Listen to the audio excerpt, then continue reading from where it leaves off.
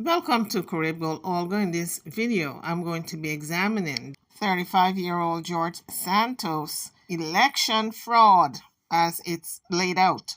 But before we get into the video, don't forget to hit the like bell and subscribe to the channel. Now let's get into the video. So what's the tea on Congressman George Santos? He's charged with conspiracy, wire fraud, false statements, falsification of records, aggravated identity theft, and credit card fraud. Let's get into it, y'all. Hit the like bell as you come onto the page. And don't forget to subscribe if you haven't done so as yet. So it has been alleged that Santos filed fraudulent fundraising reports with the FEC to obtain financial support for his campaign. Repeatedly charged the credit cards of campaign contributors without authorization. So a 23-count indictment was filed against George Santos by the United States District Court for the Eastern District of New York, charging George Santos. Full government name was listed: George Anthony DeVolder Santos, better known as George Santos, the United States Representative for the 3rd District of New York, was indicted.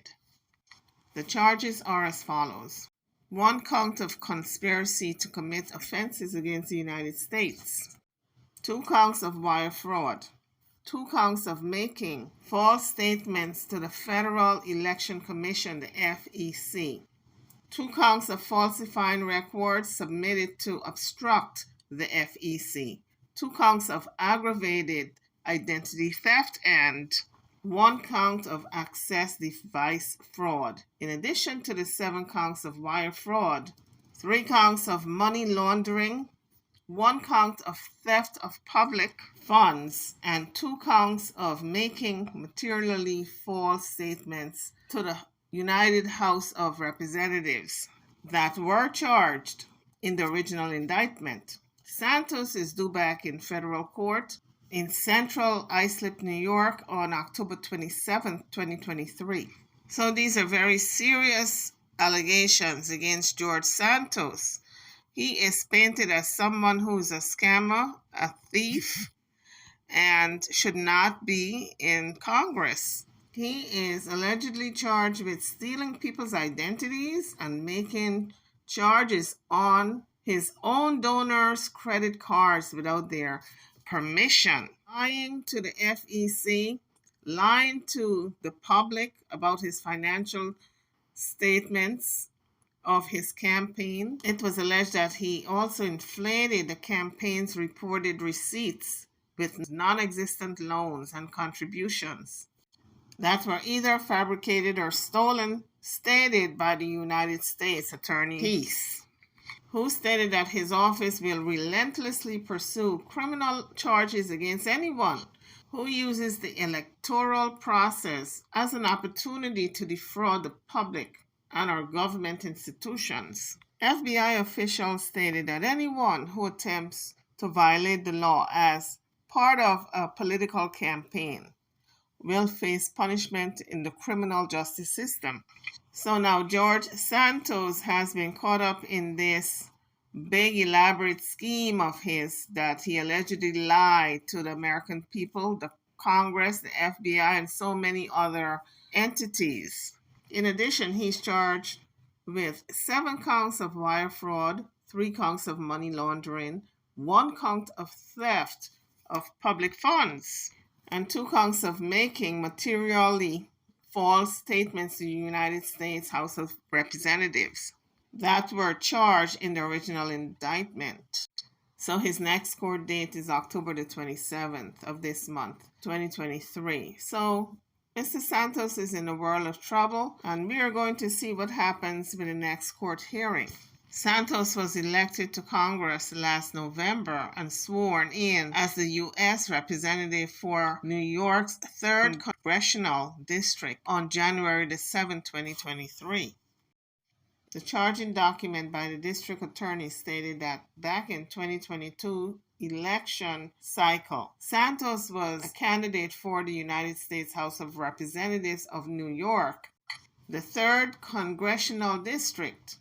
Now, Nancy Marks was working with the campaign, and she pleaded guilty on October the 5th, 2023, to related conduct of theft. She was the treasurer, so she would know. She admitted to the FBI of conspiring with Santos and another individual to devise and execute a fraudulent scheme to obtain money from the campaign by submitting materially false reports to the FEC on behalf of the campaign, in which they inflated the campaign's fundraising numbers for the sole purpose of misleading the FEC, the National Party Committee, and also the public, in order for Santos to qualify for the program. So Santos had to demonstrate, among other things, that his congressional campaign had raised at least $250,000 from third-party contributors in a single quarter, so they fudged the books a little bit. And he allegedly did it so he could make it appear as if his campaign had met the financial benchmark and was financially viable. So Santos and Marks agreed to falsely report to the FEC that at least 10 family members of Santos and Marks had made significant financial contributions to the campaign, when both of them, Santos as well as Marks, knew darn well that none of these individuals that they reported contributed to the campaign did not give authorization for any personal information to be included in such false public records. So the FEC looks at these fundraising by candidates to evaluate if a candidate qualifies for the program.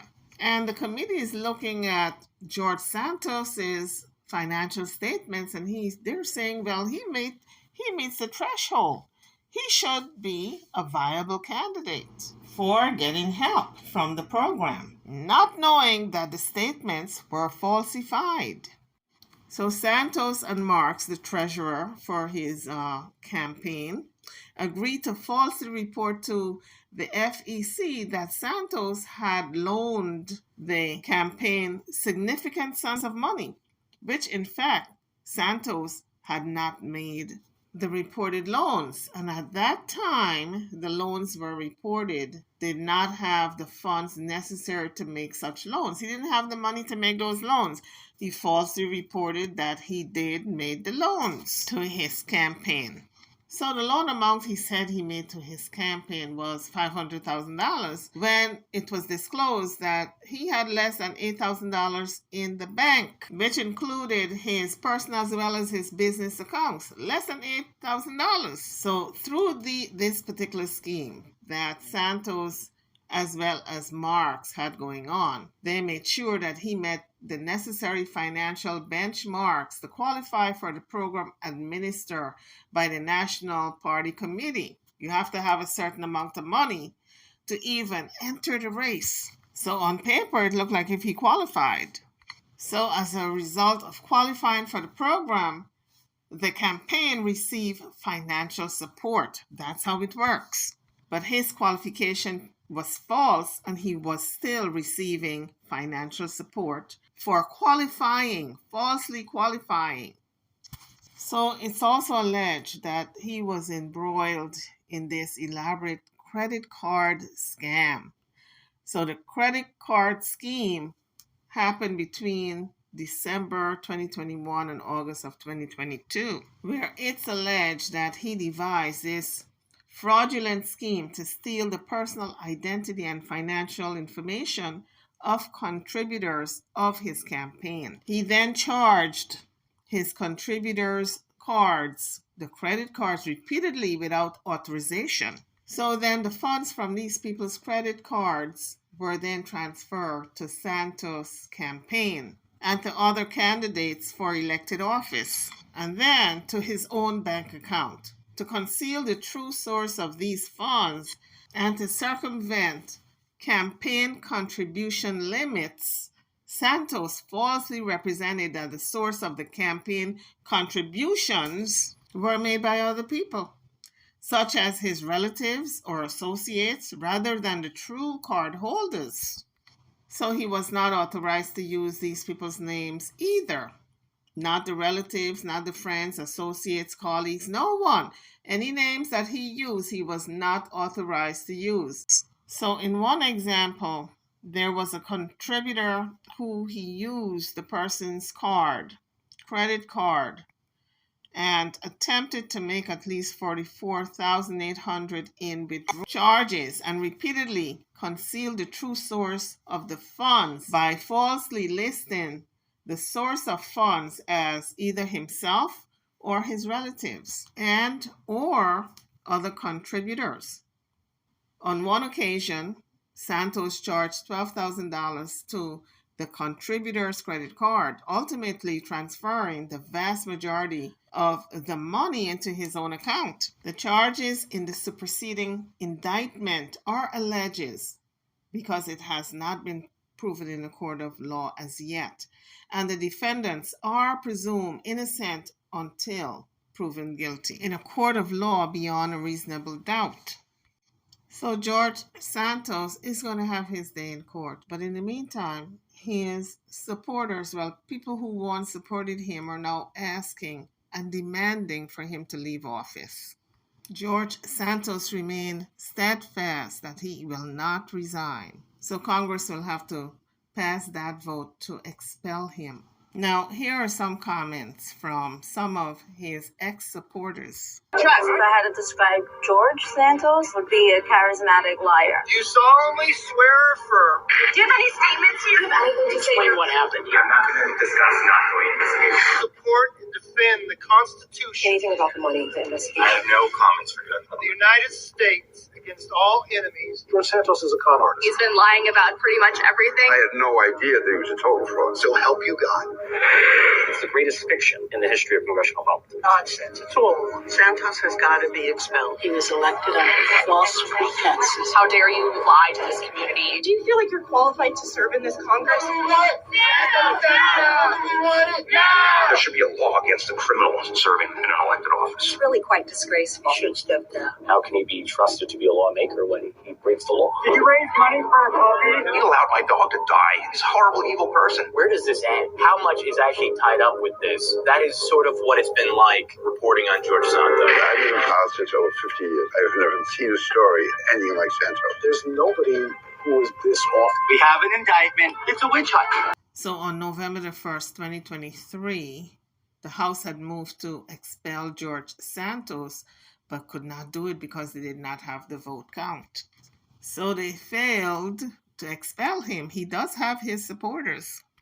So according to the Independent, a vote to expel Republican lawmaker George Santos from the U.S. House of Representatives failed on Wednesday when fewer than 2/3 of the chamber supported the resolution.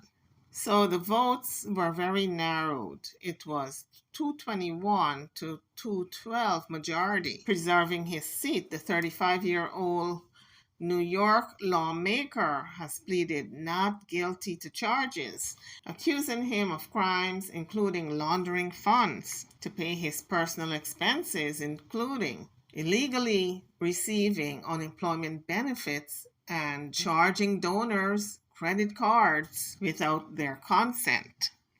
So before his colleagues got ready to cast that vote to oust him, he made a statement and he said, "I must warn my colleagues that voting for expulsion at this time would circumvent the judicial system's right to due process that I'm entitled to, and desanctify the long-held promise that one is presumed innocent until proven guilty.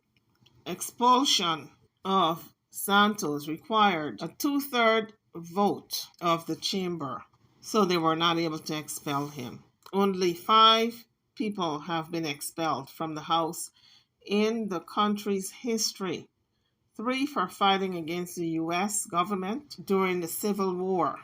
Santos is also accused of inflaming his biography, stating that he did things that he did not do and have accomplishments he have not accomplished.